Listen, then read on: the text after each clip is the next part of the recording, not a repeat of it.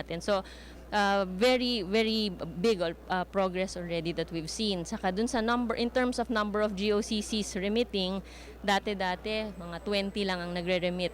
More than double na po ngayon. Today you'll witness 50 GOCCs remitting dividends. So Yusek, ano po ang naging dahilan nitong pagtaas ng pagre-remit ng mga dividendo ng ating mga GOCCs? well, ang mandate po kasi ng Commission and what we've been trying to instill in the different government corporations ay yun pong fiscal discipline to ensure their financial viability. So, really cut back on unnecessary expenses and then make sure that they have targets every year. So, bawat taon ngayon, Kathy, umuupo kami with the different GOCCs. Binibigyan po namin sila ng targets. Magko-commit sila sa amin, sasabihin namin kung katingin namin masyado itong mababa. So, bibigyan namin sila ng mas mataas na target at i-assess namin sila every year kung nakamit nila yung targets na yon. Dahil, Kathy, ang evaluation namin, pag hindi nakamit ang targets, unang-una, hindi sila mabibigyan ng performance-based bonus. Secondly, the members of the board of directors will not be eligible for inclusion in the shortlist of nominees kasi every year ngayon ini-appoint sila ulit ng presidente. So if they don't meet their targets, malamang hindi sila masasama dun sa shortlist. Yusek Ignacio, ito pong mga dividendo, saan po ito napupunta at saan po ginagamit? This one goes to the National Treasury, so that forms part of the funds that the government can use to implement a lot of projects, priority projects. Aside from what you've mentioned earlier, yung fiscal discipline, ano-ano pa po yung mga isinasagawang programa natin sa ating mga government-owned or controlled corporations para po masiguro na nasusunod po yung mandato ng ating Pangulo na yung pagsugpo po ng korupsyon sa mga ahensya ng pamahalaan? Unang sinabi ko, we have scorecards na minomonitor namin very closely. Quarterly, they send us the reports. We see how they are doing. We also see if they need some help on some other things, increased budget and things like that. So very close ang monitoring. Masug po yung corruption. The Commission has embarked on recently, if I can just siguro plug, no, last week ni-launch po namin yung whistleblowing policy, whistleblowing system ng GCG. I invite the public to visit our website, gcg.gov.ph. It's a venue for the public to work with the Governance Commission. I-report po sa amin kung meron silang irregularities na nakikita sa mga GOCCs, boards, sa officers and employees nito. And of course, it also includes irregularities in the Commission. Kung meron silang nakikita, they can go through that website. So we'll welcome feedbacks. Okay, maraming salamat po sa inyo, Yusek Ignacio. Good morning, ladies and gentlemen. We request 21 billion pesos po ang nakatakdang i-remit ng may humigit kumulang 50 GOCCs ngayong araw na ito sa ilalim po ng Section 3 ng Republic Act 7656. Lahat ng GOCCs ay kinakailangan mag-declare at mag-submit ng kanilang 50% o kalahati po ng kanilang taunang net earnings sa National Treasury, mapa-cash man ito, stocks or property dividends. Ang mag-aabot nito kay Pangulong Aquino mamaya ay mga chairperson, CEO at mga miyembro ng board ng mga government-owned or controlled corporations. Ang tradisyon ng pagdiriwang ng GOCC Dividends Day ay nagsimula noong taong 2010 na pinangunahan ng Department of Finance. Ginagawa ito para bigyang pagkilala ang mga GOCC sa kanilang kitang idinadagdag ng pamahalaan sa kaban ng bayan.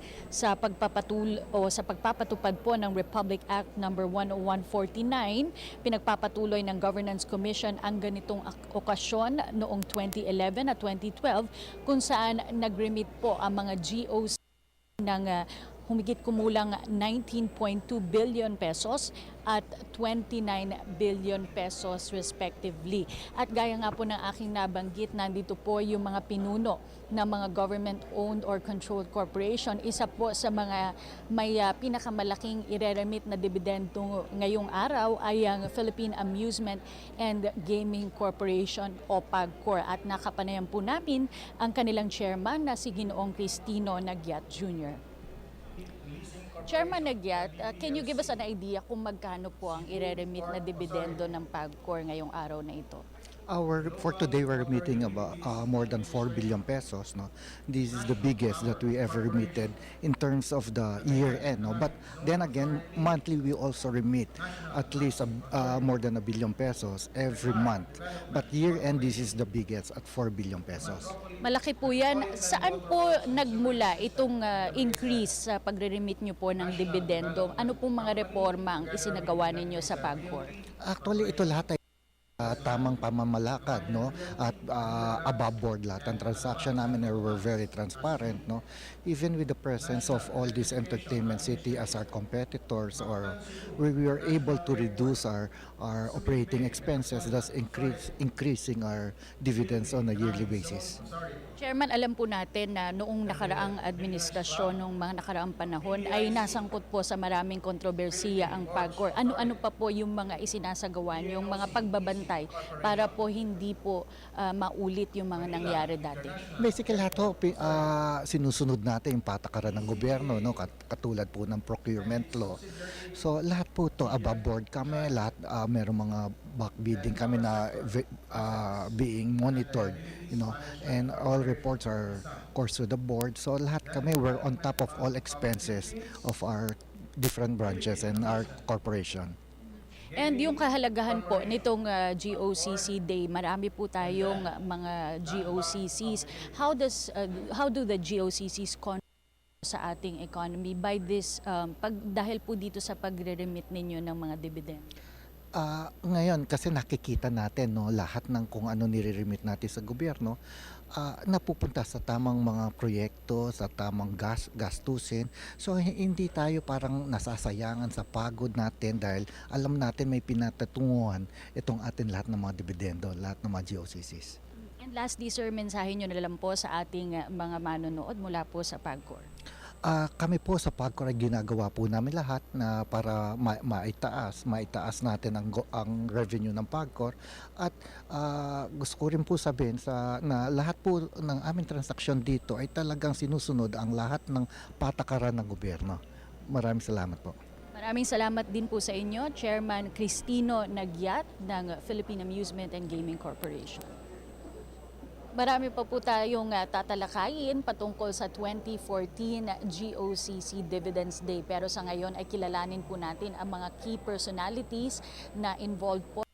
Ito, formal na magsisimula ang programa ng pambati ni Finance Secretary Secretary Cesar Villanueva, ang chairman ng Governance Commission na susundan ng turnover of dividend checks kay Pangulong Aquino. Pagkatapos nito ay siya naman nating maririnig ang keynote address ng Pangulo. Nandito rin po sina Vice President Jejo Marbinay, Finance Secretary Cesar Purisima, Budget Secretary Butch Abad, National Economic and Development Authority Director General Arsenio Balisacan at iba pa pong mga miyembro ng gabinete.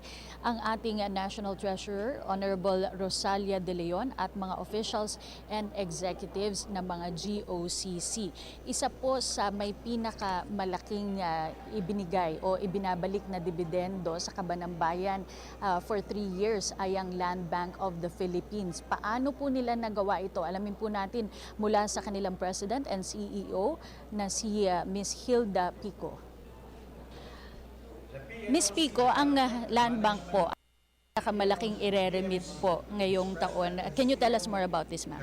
Well, last year we earned 11.7 billion.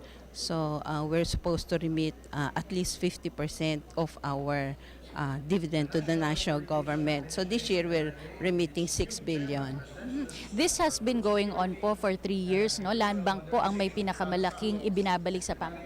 Yes, for the last 3 years we have been remitting the biggest dividend to the national government. Ano po ang dahilan nito, ma'am? Bakit po ganong kalaki yung naibabalik ng Land Bank sa Kabanang Bayan? Well, kasi it's really based on the net income. Kung ano yung net income namin, at least 50% of that we give to the national government. So, malaki kasi yung net income ng Land Bank. So, malaki rin nare-remit namin. Alam po natin na isa po sa mga mandato ng ating Pangulo ay yung kung walang korap, walang mahirap, paano po ito ipinatutupad sa Land Bank para po mas po yung korupsyon ng ahensya? Well, marami kaming risk management. Yung risk management namin ay malakas, maganda. Yung internal controls namin at saka yung corporate governance is very important. That's why we earn a lot every year. Maraming salamat and congratulations po sa inyo, Ms. Hilda Pico, ang President and CEO ng Land Bank of the Philippines. Sa puntong ito ay kikilalanin po natin ang mga GOCC na formal na magbibigay ng kanilang dividendo ngayong araw na ito kay Pangulong Aquino. Una po dito ang Human Settlements Development Corporation o HSDC na may remittance na 1.69 million pesos. Apo Production Unit Incorporated, 2.7 million. LBP Masaganang Sakahan Incorporated, 2.87 million pesos. Philippine Aerospace Development Corporation o PADC, 3 million pesos. Authority of the Freeport Balitaan o AFAB, 4.56 million. Laguna Lake Development Authority o LLDA, 5.09 million pesos. Philippine Fisheries Development Authority o PFDA, 5.41 million pesos. LBP Realty Development Corporation o LRDC na may remittance na o na may dividend na 5.72 million pesos. Alabang Santo Tomas Development Incorporated o ASDI, 6.20 million pesos. National Irrigation Administration o NIA, 8.51 million. National Home Mortgage Finance Corporation, 12.3 million pesos. Manila Gas Corporation, 13.75 million pesos. Sugar Regulatory Administration, 16.27 million. Nayong Filipino Foundation, 16.87 million. Social Housing and Finance Corporation, 19.59 million. Local Water Utilities Administration o LUA, 34.41 million pesos. Philippine Export Credit Agency, 50 million. Philippine National Oil Company, 50.98 million. Philippine Retirement Authority, 60 million pesos. PhilVidec Industrial Authority, 64.86 million pesos. LBP Leasing Corporation, 72.15 million. Cebu Ports Authority, 74.71 million. Philippine Reclamation Authority, 82.1 million. Metropolitan Waterworks and Sewerage System, 84.07 million. Mactan Cebu International Airport Authority, 202.8 million. Cagayan Economic Zone Authority o CEZA na may 100 million. South Luzon Tollways Corporation, 101.50 million. Samantala, nandito pa po ang iba pang mga GOCC na magbibigay ng kanilang dividendo ngayong araw na ito. Ang National Development Company at mga subsidiary nito, 188 million pesos. National Housing Authority, 108.14 million. Clark Development Corporation, 110 million. National Electrification Administration, 148.23 million. Subic Bay Metropolitan Authority, 185.88 million. Philippine Economic Zone Authority, 261.76 million. Bases Conversion Development Authority and subsidiary BCDA Management Holdings Incorporated, 400.33 million. Manila International Airport, 590.54 million pesos. Power Sector Assets and Liabilities Management Corporation o PISAM, 1 billion. Philippine Deposit Insurance Corporation, 1.05 billion. Philippine Ports Authority, 1.382 billion. PNOC Exploration Corporation, 1.5 billion. Development Bank of the Philippines, 2.947 billion. Philippine Amusement and Gaming Corporation, 93 billion at Land Bank of the Philippines na may dividendo na 6 billion pesos. At yan po ang 45 GOCCs na patuloy na sumusuporta sa ating pamahalaan. At gaya po ng nabanggit ko kanina, ang Land Bank of the Philippines ang may pinakamalaking kontribusyon mula sa kanilang sektor. Ang 6 billion pesos na ibinigay nila sa pamahalaan ay kumakatawan sa 51% ng total income ng Land Bank na nagkakahalaga ng 11.7 billion pesos. Noong nakaraang taon, ganito rin ang halaga ng kanilang remittance kay Pangulong Aquino at nananatili pa ring positibo ang Land Bank sa matatag na pag-usbong ng ekonomiya natin ngayon at hindi ito tumitigil sa pagsuporta sa pamahalaan at sa malawakang pag-unlad ng ating bansa. At bilang pakikiisa po ng mga GOCC sa laban ng Administrasyong Aquino kontra korupsyon ay may ipinatupad din silang programa na magtutulong sa mas mahusay at tapat na pamamahala. Sa ilalim po ng mandato ng Republic Act 10149 ay naipatupad ang Performance Evaluation for Directors o yung pong tinatawag na PED. Isa po itong polisiya na magtatalaga kung sino man ang nakakuha ng at least above average na performance score ay siya lamang marireappoint sa kanilang susunod na termino. Dito po ay hindi lamang ang mga GOCC ang magbibigay ng katwiran sa kanilang kinatatayuan ng may sariling pondo, kundi maging yung mga appointive directors po nito.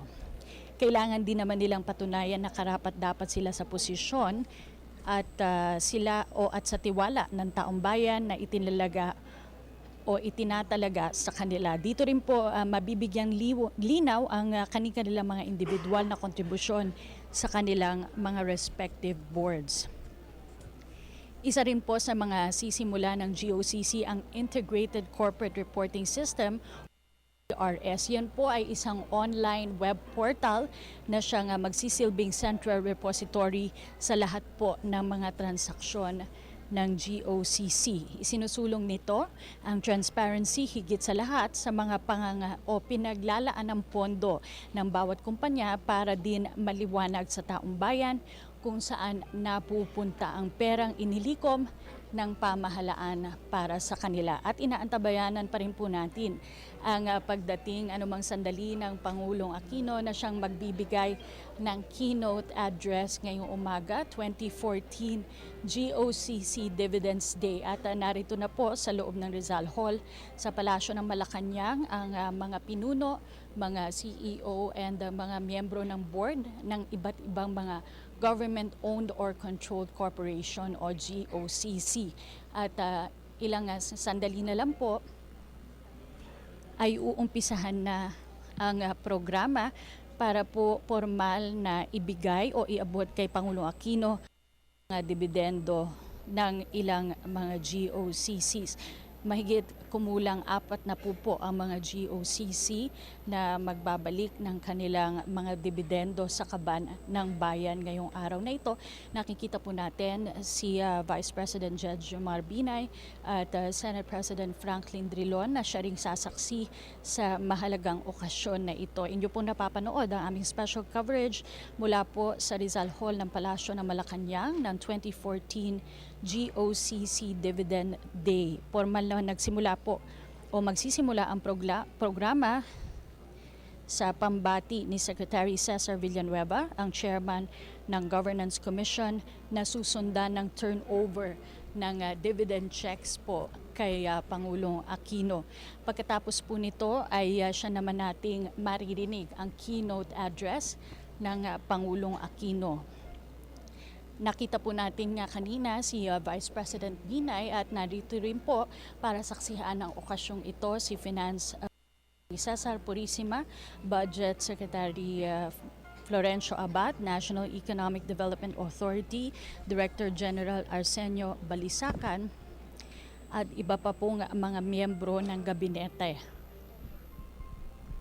At narito rin po ang ating National Treasurer na si Rosalia De Leon at mga opisyal at mga executives ng GOCC na magta-turnover ng kanilang dividendo ngayong araw. Mahigit 3 taon na pong isinasagawa itong GOCC Dividend Day at ayon nga po dun sa ating mga nakapanayam kanina ay patuloy pong tumataas yung mga dividendo o kita ng mga GOCC na ibinabalik sa kaban ng bayan. Ito rin po ang ginagamit ng ating pamahalaan para magpatupad ng iba't ibang serbisyo, mga social services po para sa taong bayan. Ang pagtaas po ng dividendo na ibinabalik sa kaban ng bayan ay ina-attribute po sa mabuting pamamahala mga pinuno ng GOCC. At ayon nga po sa kanila, ang good fiscal management ay isa sa mga mahalagang sangkap para po masugpo ang korupsyon sa mga ahensya ng ating pamahalaan. 21 billion pesos po ang halaga ng mga dividendo na ireremit ngayong araw. At kaya saksihan po natin ang 2014 GOCC Dividend Day live mula sa Malacanang.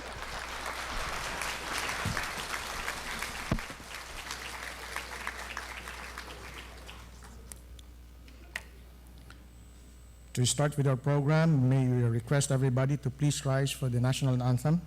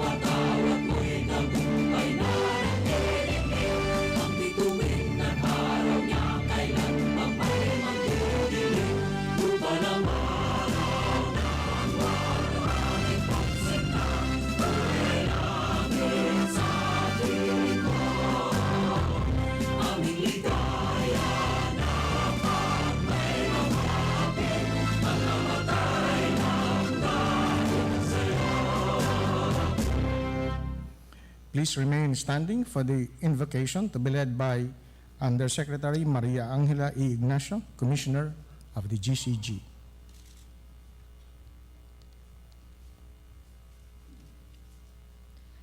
Lord, we thank you for bringing us all together here today. It has been 4 years gathered in the same room and vowed to make changes to our GOCCs. We endeavored to cleanse the system, strengthen the leaderships, transform the mindset of employees, and empower the stakeholders, all in the hope of enabling our corporations to perform their intended mandates and serve the interest of the public. It was a difficult and very challenging task, but with your help, we have made significant progress, as proven by today's event.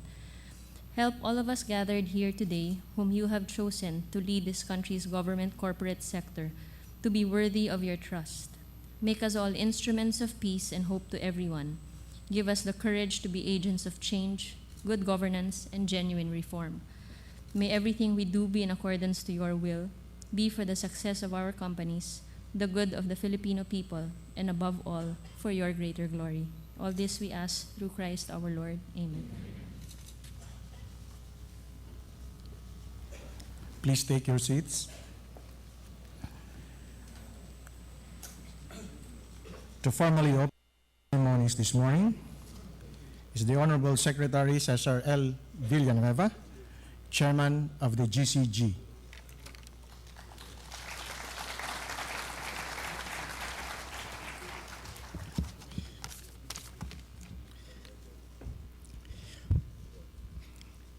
His Excellency President Benigno S. Aquino III, Vice President Jejo Mabinay, Secretary, Senate President Franklin M. Vilon, Senator Cynthia Villar,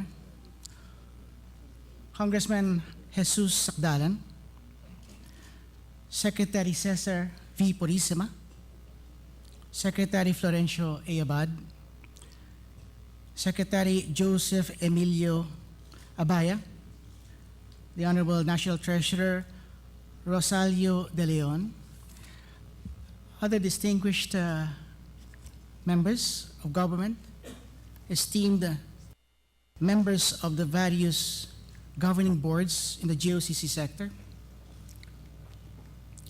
other distinguished members, good morning. Last Friday, 6th of June 2014, we in the Governance Commission formally celebrated in our Makati office the official promulgation date of Republic Act No. 10149, or the GOCC Governance Act of 2011, for its being one of the landmark legislation of the Aquino administration in pursuing governance reforms in the public sector. We welcome you this morning for what has become an annual tradition of paying tribute to GOCCs and their governing boards and management for demonstrating that by increasing dividends, remittance, the Philippine public sector can put its money where its mouth is. Unlike corporations in the private sector, GOCCs have a double bottom line. They must return not only in financial terms, but also in economic and development means. This morning, we formally recognize 49 GOCCs who have collectively contributed most of the 38 billion pesos in dividends and other remittances to the public purse. These funds embody the continuing commitment of GOCCs to the public trust reposed in their enterprises to not only stimulate growth in critical sectors of the economy, but also, in doing so, allow the public to also reap the profits from their successful commercial endeavors. When the Governance Commission began hosting this event early in 2012, many in the public were still circumspect on the prospects of President Aquino's war against corruption. Kung walang korap, walang mahirap. Today, I think many would agree that while we still have a long way to go, the administration has been winning this war in that honest governance is now the norm rather than the exception. And yet the public continues to demand more from government and from the GOCC sector. More than honest governance, at the core of such public sentiment is a fervent desire no longer for just a corruption-free government, but for an efficient and dynamic government that can also speed up the gears of governance and bring everyone and one closer to the economic promise of democracy, meaningful employment opportunities for all, a decent roof over each family, a society where no Filipino will despair in the poverty trap. Having set honest governance as the norm, the public quickly moved on from corruption to demanding results on the economic and developmental front. This phenomenon has made the Aquino administration sometimes a victim of its own success, triggering higher expectations and demands from the public as it raises the standards of governance. A new front has therefore emerged that public servants must also fight at the same time.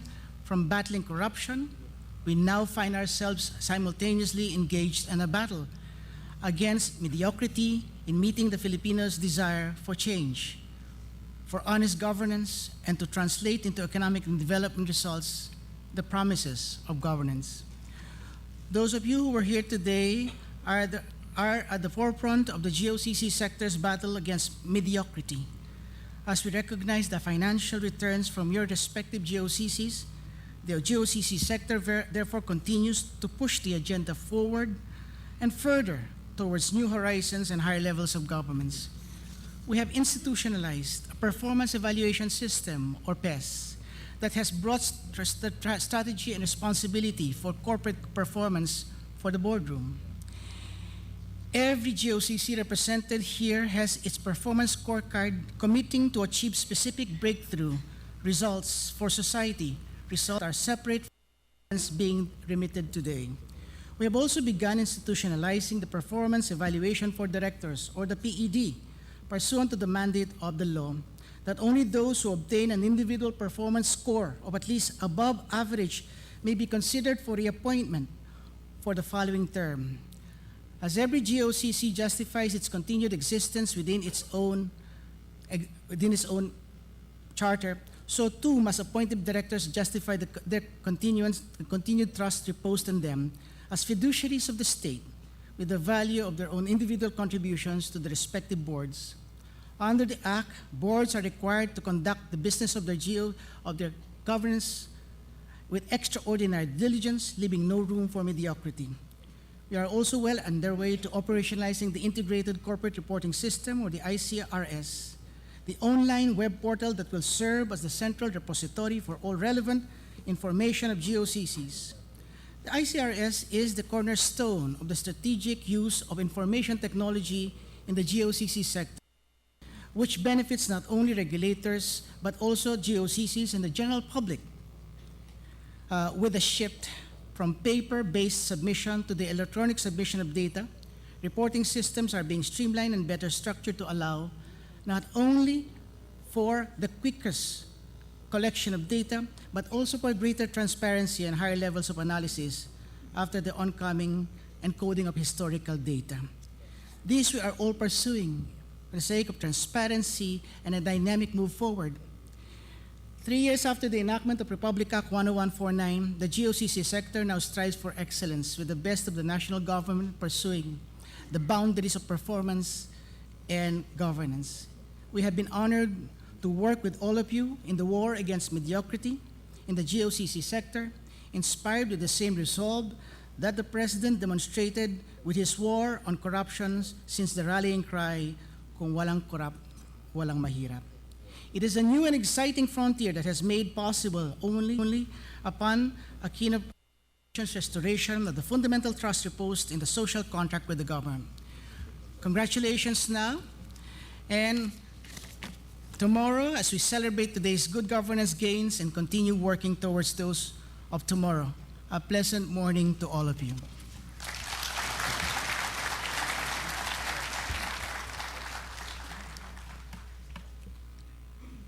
Thank you very much, Secretary Villanueva. At this point, we will now have the turnover of dividend checks to the President. May we request His Excellency President Benigno S. Aquino III to please receive the dividend checks from the respective chairmen and CEOs of the board of the GOCCs. His Excellency will be assisted by Vice President Jejomar C. Binay, Senate President Franklin Drelon, Finance Secretary Cesar Purisima, Budget Secretary Florencio Abad, GCG Chairman Secretary Villanueva, and Treasurer of the Philippines, Rosalia. The President has a very tight schedule today, so may we request the GOCC representatives to get ready on the sides as prompted by our ushers, and when your company is called to go on stage, present your checks to the President and pose for a photo. May we now call on the PNOC Alternative Fuels Corporation, PNOC AFC, with its Chairman Sabino R. Dapat and President Dante B. Canlas. PNOC AFC is remitting 500,000 pesos in dividends to the national government.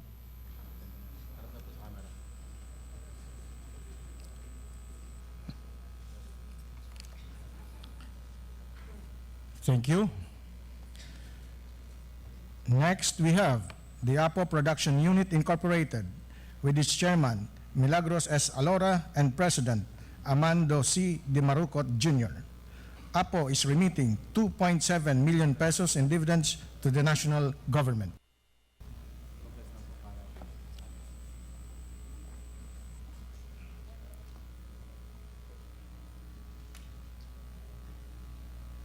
Thank you. The Masaganang Sakahan Incorporated, MSI, with its chairman, Crespino T. Aguelo, and General Manager, Roy C. Osiliada.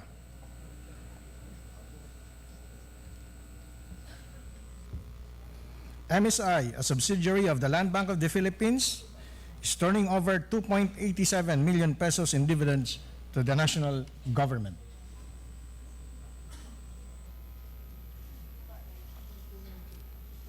Thank you. The Philippine Aerospace Development Corporation, PADC, with its acting president, Conrado C. Cueto. PADC is chaired by the Honorable DOTC Secretary, June Abaya. PADC is remitting 3 million pesos in dividends to the national government. Thank you.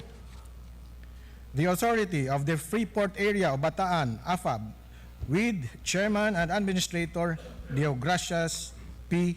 Custodio. AFAB is remitting 4.56 million pesos in dividends to the national government. The Laguna Lake Development Authority, LLDA, with its General Manager, Secretary Juan Nerios Acosta Jr., and the Chairman of the LLDA is the Honorable DENR Secretary Ramon Jesus Paje. LLDA is remitting 5.09 million pesos in dividends to the national government. Thank you. The Philippine Fisheries Development Authority, PFDA, with its General Manager Eduardo M. Chu. The Honorable DA Secretary Proceso Alcala serves as Chairman of PFDA and is remitting 5.41 million pesos in dividends to the national government.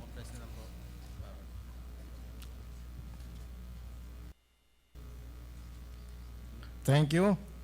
Next, we have another land bank subsidiary, the LBP Resources and Development Corporation, LBP RDC, with its chairperson, Hilda Pico, and its president, CEO, Simeona S. Guevara. LBP Resources is turning over 5.72 million pesos in dividends to the national government.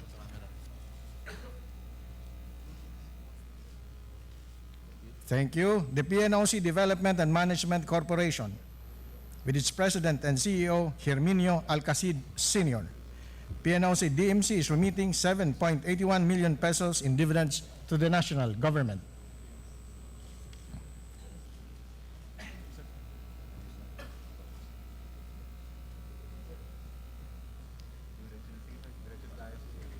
Okay.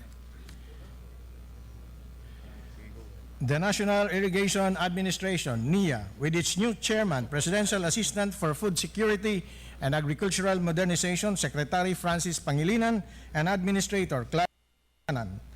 NIA is remitting 8.51 million pesos in dividends to the national government.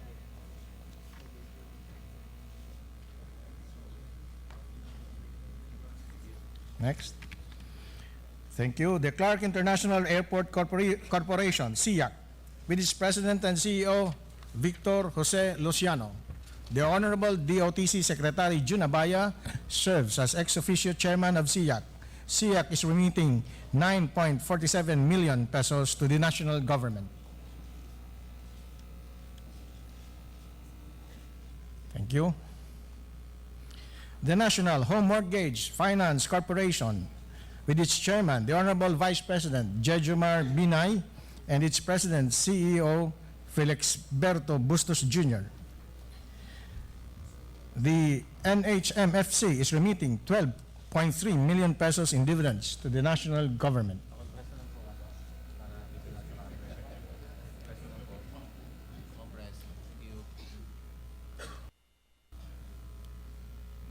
Thank you.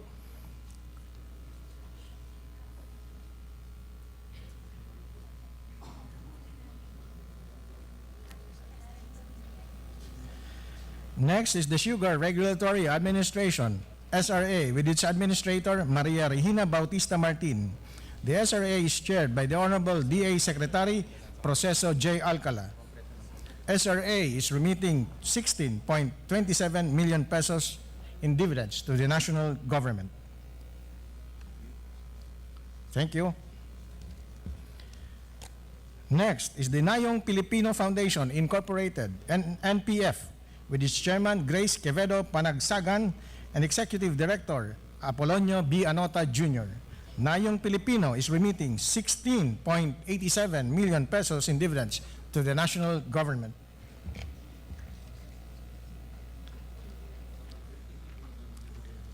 Thank you. The Social Housing and Finance Corporation, chaired by the Honorable Vice President Binay, with its president, Maria Ana Oliveros. It is remitting 19.59 million pesos in dividends to the national government.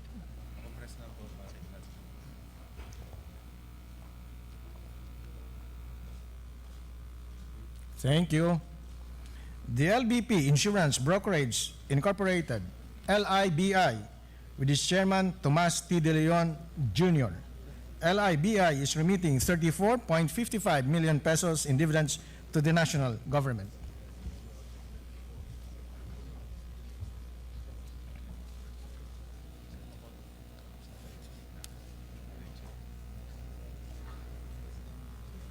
Thank you. The Philippine National Oil Company, PNOC, with its president and CEO, Antonio M. Cailao. PNOC is chaired by the Honorable DOE Secretary Carlos Jericho Petilla. PNOC is remitting 50.98 million pesos in dividends to the national government. Thank you. The Philippine Export-Import Credit Agency, PhilExim, formerly known as TIDCorp, is led by its president, Francisco S. Magsaho Jr. PhilExim is chaired by the Honorable Finance Secretary Cesar Purisima. PhilExim is turning over a total of 56.75 million pesos, representing 50 million in dividends and 6.75 million in other forms of remittance. Next is the Philippine Retirement Authority, PRETA, with its chairman, the Honorable Secretary Ramon R. Jimenez, and General Manager Veredigno P. Atienza. PRETA is remitting 60 million pesos in dividends to the national government. Thank you. The Fibidec Industrial Authority, PIA, with its chairman, Triunfo P. Agustin. The PIA is turning over 64.86 million pesos in dividends to the national government.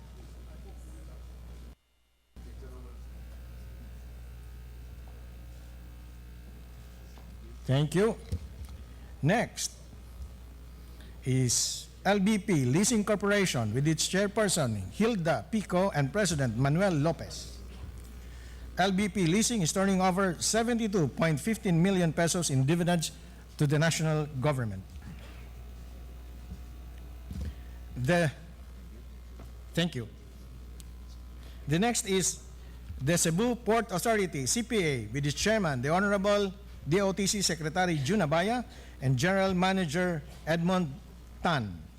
CPA is remitting 74.41 million pesos in dividends to the national government. Thank you. Next is the Philippine Reclamation Authority, PRA, with its chairman, Roberto T. Muldong, and its general manager, Peter Anthony Abaya. The PRA is remitting 82.1 million pesos to the national government. But this morning, they have a check for 1.2 million pesos.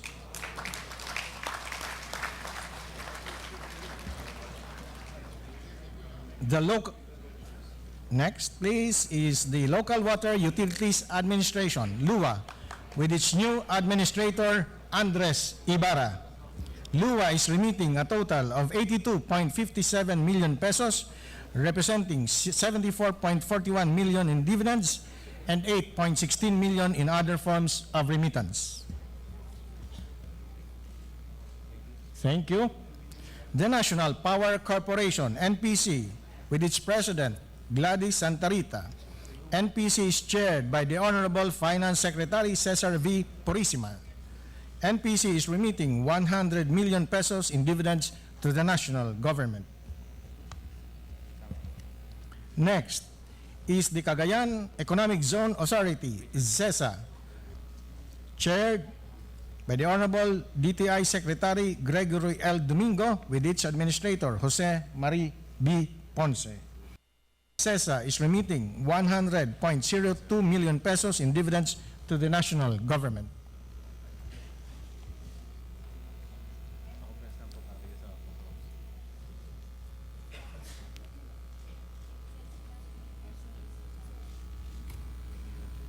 Thank you.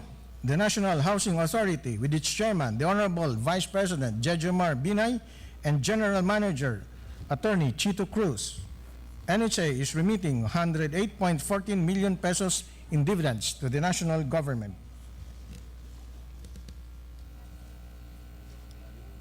Thank you. The Clark Development Corporation, CDC, with its chairman Eliseo P. Santiago and president and CEO Arthur P. Tugade. CDC is remitting 110 million pesos in dividends to the national government.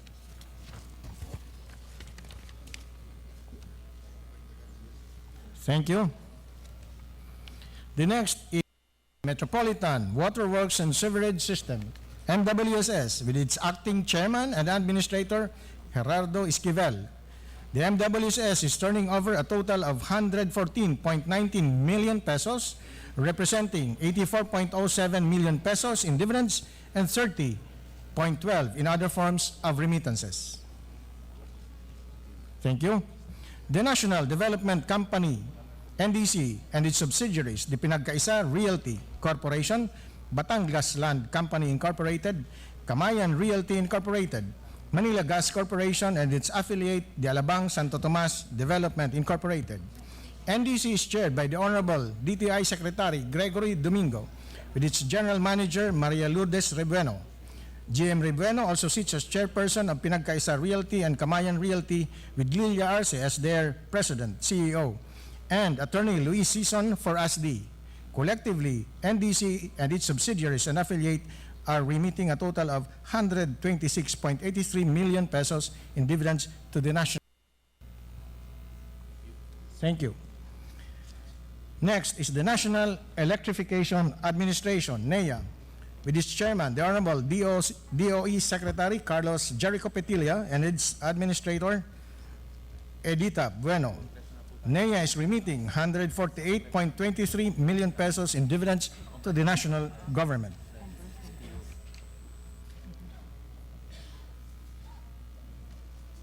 Thank you.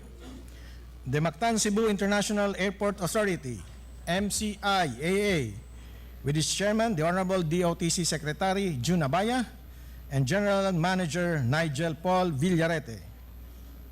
MCIAA is remitting 202.8 million pesos in dividends.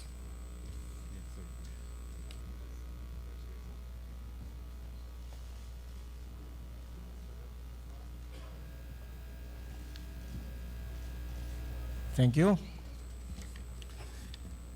Next is the Subic Bay Metropolitan Authority, S.M.E,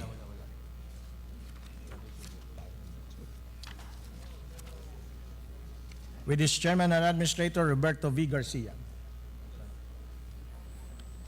The SBMA is turning over a total of 212.21 million pesos, representing 185.88 million pesos in dividends and 26.33 million pesos in other forms of remittance to the national government.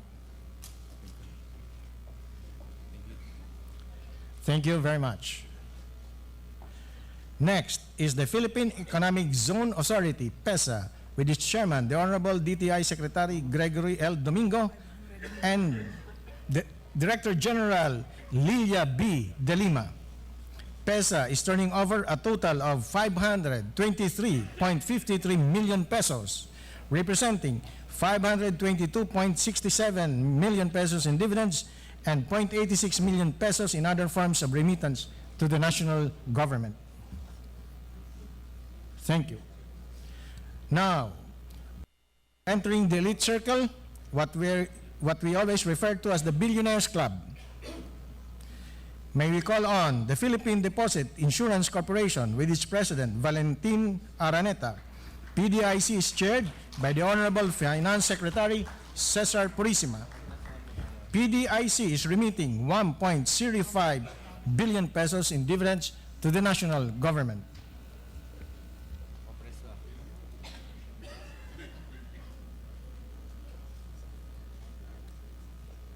Thank you.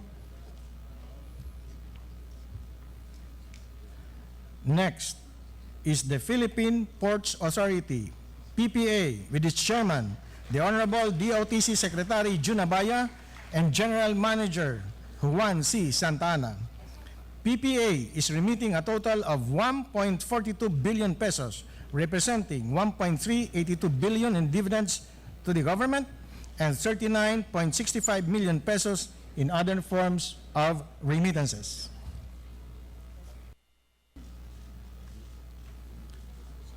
Thank you. Next is the PNOC Exploration Corporation, PNOC-EC, with its chairman Himiliano C. Lopez Jr. and President Pedro Aquino Jr. PNOC-EC is remitting 1.5 billion in pesos in dividends to the national government.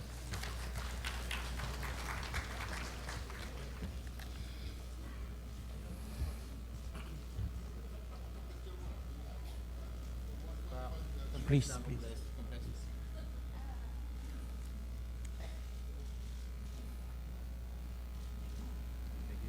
Thank you. Next is the Manila International Airport Authority, MIAA, with its chairman, the Honorable DOTC Secretary Jun Abaya, and General Manager, Major General Jose Angel Honrado.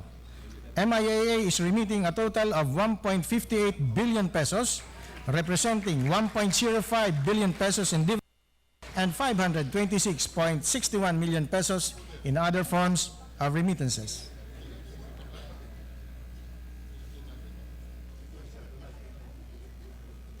Thank you.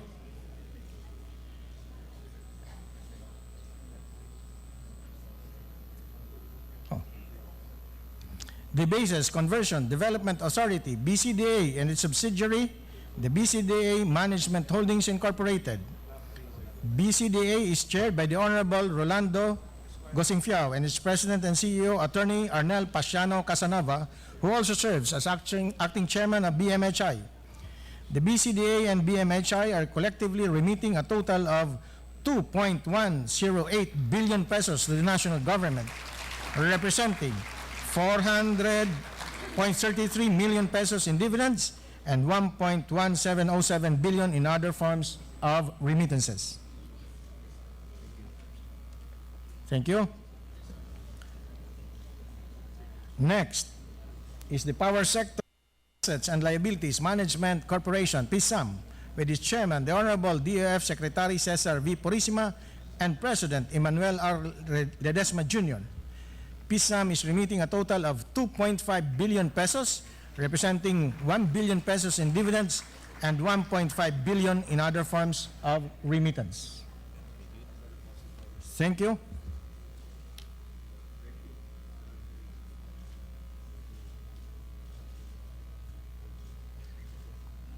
Next, we'd like to call on the Development Bank of the Philippines, DBP, led by its chairman, Jose A. Nunez Jr., and President and CEO, Gil A. Benaventura.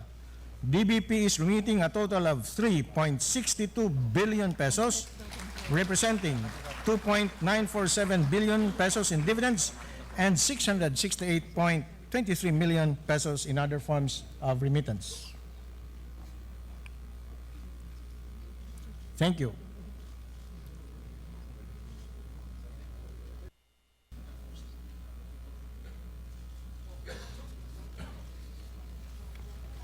Next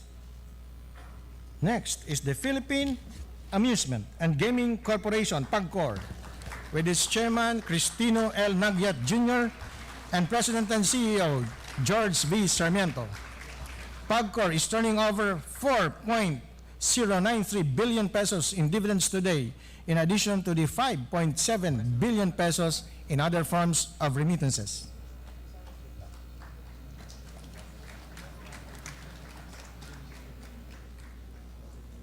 Thank you very much.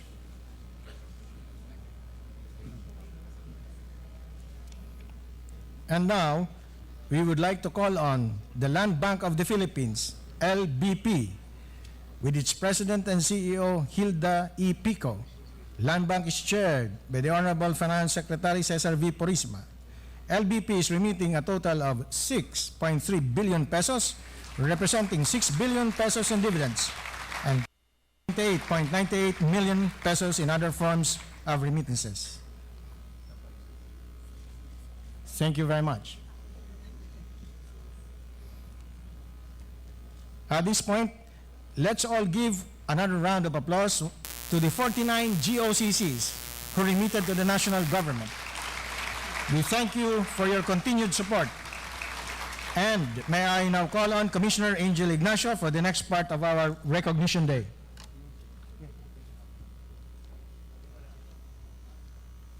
Thank you, Commissioner Rainier. The Governance Commission would like to take this opportunity to also recognize the efforts of GOCCs which, by their respective charters, are precluded from remitting dividends to the national government, but who have performed exceptionally well.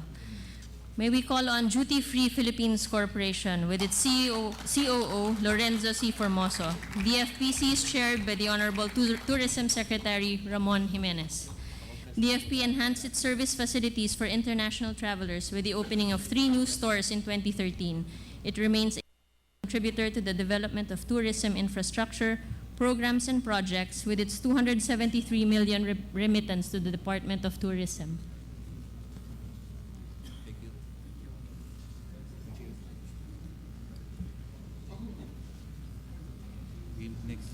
Next, we call on the Philippine Charity Sweepstakes Office with its General Manager Jose Ferdinand M. Rojas. PCSO established 5 new branches in 2013 to provide a more effective means of addressing the increasing medical and health needs of the disadvantaged sectors of society. The total amount of mandatory contributions disbursed from PCSO's 2013 charity fund was 4.768 billion.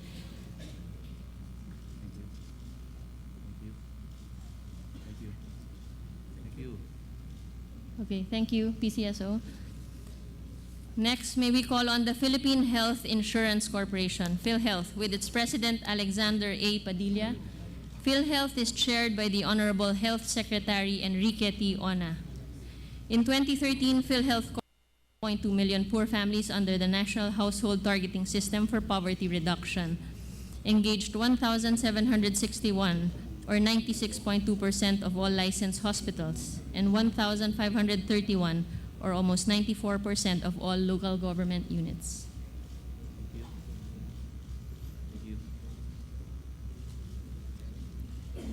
Next, may we call on the Home Development Mutual Fund, or Pag-ibig, with its President and CEO Darlene Marie B. Berberabe.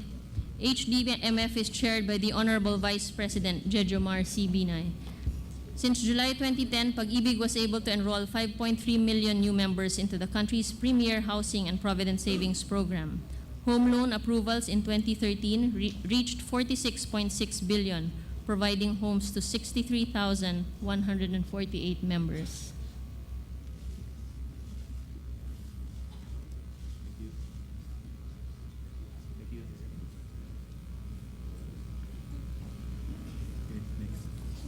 Next, may we call the Social Security System with its Chairman Juan B. Santos and its President CEO Emilio S. De Quiros Jr. SSS released 91.4 billion of membership benefits in 2013. SSS achieved a 9.17% return on investment from its portfolio of financial assets. SSS net revenue also increased from 30.8 billion to 36.3 billion in 2013. Finally, we call on the Government Service Insurance System with its Chairman Daniel Lacson and its President and General Manager Robert Vergara, represented by Trustees Karina Constantino David and Elisea Gozun. 432,000 pensioners received their pension payment in 2013. A total of 1.4 million qualified members and pensioners received additional benefits in the form of cash gifts, carer's allowance, and regular dividend and pension increases. All 1.4 million loan applications and renewals were timely granted for a total loan amount of 115 billion pesos.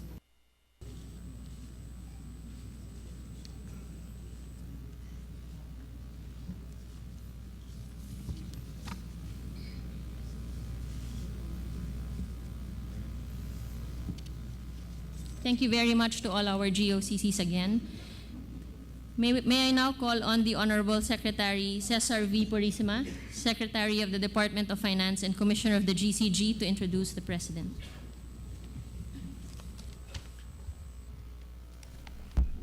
Ladies and gentlemen, the President of the Republic of the Philippines, His Excellency Benigno S. Aquino III.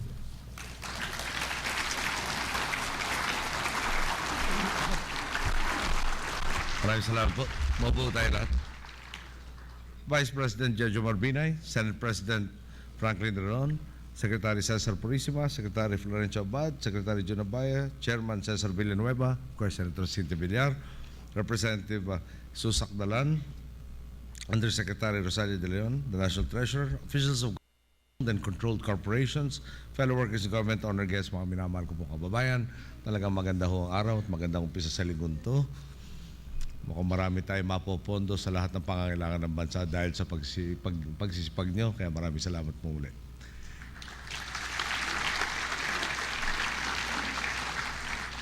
Ilang ulit na po nating nasabi, ang matuwid na pamamahala ang susi sa maunlad na ekonomiya. Muli na naman itong napatutunayan ngayong araw at kung sino man magdududa at babatikos ay tiyak na nagbubulag-bulagan na lamang sa nagaganap na transformasyon. Meron rin ho yatang tulong ang PhilHealth para dyan sa mga nagbubulag-bulagan.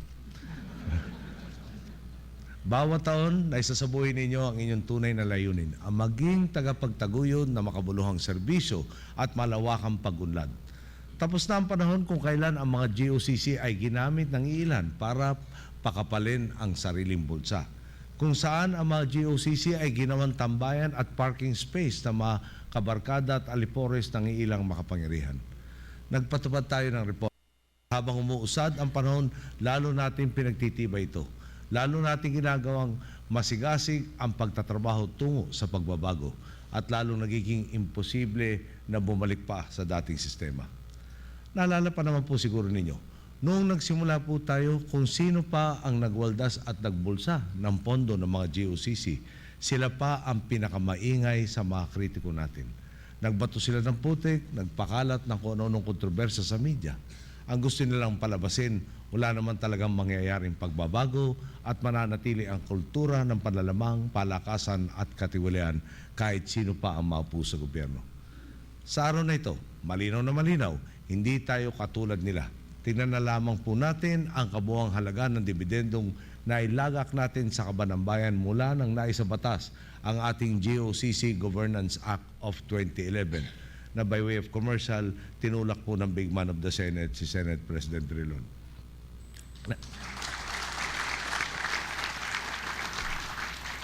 95.30 piso.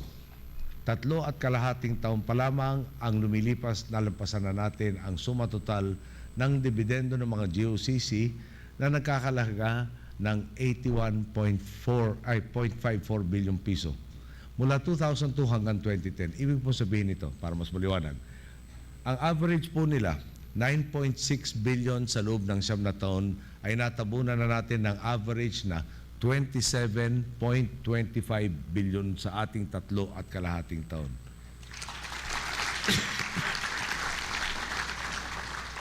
Ang tanong nga po ngayon, kung kaya pala itong gawin ng mga GOCC, bakit hindi nagawa noon?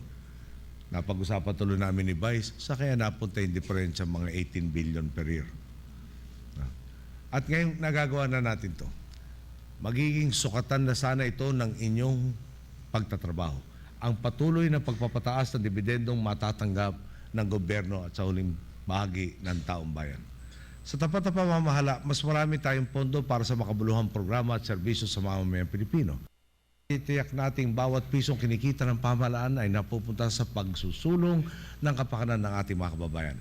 Halimbawa nito ang mga sinasagawa makakabang ng Governance Commission for GOCCs sa pangunguna ng ating masigasig na Chairman Cesar Villanueva upang lalong maitaguyod ang sektor ng GOCC bilang tunay na kabalikat sa pagpapaunlad ng ating ekonomiya. Sa simula pa lang na ating pamamahala, tinukoy natin ang maugat na mga suliranin sa inyong sektor upang makapaglatag ng tamang solusyon. Inalam po natin na tinabolish ang mga GOCC na hindi naman kailangan habang isinasayos naman ang mga korporasyong may pareho o paulit-ulit na mandato. Ngayon din, naglatag tayo ng mga inisyatibang upang mailayo ang ating mga empleyado sa tukso ng katiwalian at bigyang insentibo ang kanilang pagpili na manatili sa serbisyo publiko. Pinag-aaralan na po natin ang mga mekanismo maglalapit sa natatanggap ng kompensasyon ng ating mga personel sa kinikita ng mga nasa pribadong sektor. Nais po natin mabigyan sila ng tamang timpla ng basic pay at allowance upang masuklian ang kanilang paglilingkod sa bayan. Kaugnay nito, pinapatupad na rin natin ang makatwirang pagbibigay ng bonus at incentive ng isang empleyado. Winakasampu natin ang kultura ng hokus-pokus at palakasan sa mga GOCC. Ang pondo na dati-dati dumidiretso sa bulsa ng ilan, nagagamit na po natin upang bigyan ng karampatang insentibo ang mga tunay at tapat na naglilingkod sa bayan. Para naman po sa mas bukas at epektibong pamamahala, nariyan ang binubuo nating Integrated Corporate Reporting System. Dito po ilalagak ang mga impormasyon ukol sa gawain ng ating mga GOCC. Sa inisitibang ito, mas mapapahusay ang ugnayan ng ating mga ahensya at korporasyon ng gobyerno. Kapag nakumpleto na ito, maaaring bisitahin ng ating mga kababayan ang kanilang website anumang oras at ito ang magbibigay sa kanila na higit na kakayahan upang makilahok sa mabuting pamamahala. Talaga nga pong malayo na ang ating narating sa ating paglalakbay sa tuwid na landas. Kapag sinabing gobyerno kasi, negatibo ang ibig sabihin. Napakaraming pasot sa mga proseso, napakabagal ng serbisyo at hindi ka sigurado kung saan napupunta ang kaban ng bayan. Pero ngayon po, sa tulong na inyong pakikiambag, nagbabago na ang mukha ng gobyerno. Ang dating pabigat, natabas na. Ang dating nakakasagabal, ngayon ay katuwang na. Gayun din ang mga pinatulong ninyong pawis at patuloy ninyong paninindigan ang pinakamalakas nating kalasag sa mga nagbabato ng duda at intriga habang nagsusulong tayo ng transformasyon sa lipunan. Binabati ko at pinapasalamatan ang bawat pinuno at empleyado ng mga government-owned and controlled corporations, pati na ang GCG. Malinaw po, ang tagumpay ng ating mga pagpupunyagi ay tagumpay ng bawat Pilipino. Kasabay ng pagbati ko sa inyong naiambag, inaasahan kong hindi kayo magsasawa sa masigasig na pagtupad sa inyong mga tungkulin. Nailatag na natin ang mga pundasyon. Sama-sama nating abutin ngayon ang mas matatayog pang pangarap.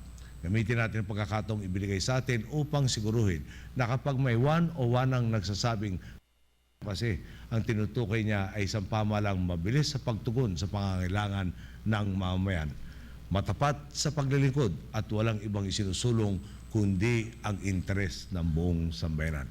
Magandang araw po. Maraming salamat po sa inyo.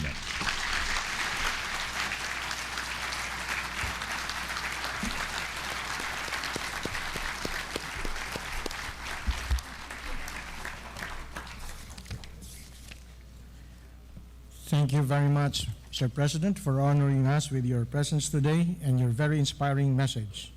This concludes our program for this morning. But before we end, may I request the members of the Governance Commission to stand here in front for a photo op with His Excellency, followed by a photo op with the men and women of GCG. Maraming salamat po at mabuhay po tayong lahat.